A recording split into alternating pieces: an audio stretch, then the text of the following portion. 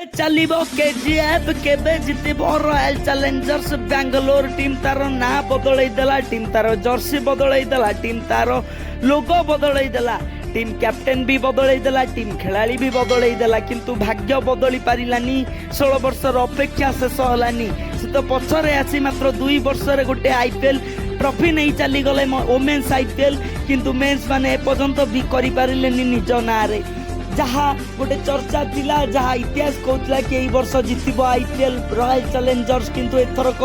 team रो प्रदर्शन अति नैराश्यजनक रही केतबले बैटिंग चलुनी केतबले बॉलिंग चलुनी रॉयल चैलेंजर्स बेंगलोर को जार पावर हाउस कह जाए जो रॉयल चैलेंजर्स बेंगलोर ना आसे जो गोटे बैटिंग पावर हाउस बोली मना जाए कारण ये टीम रे विराट कोहली भली खेलाड़ी रही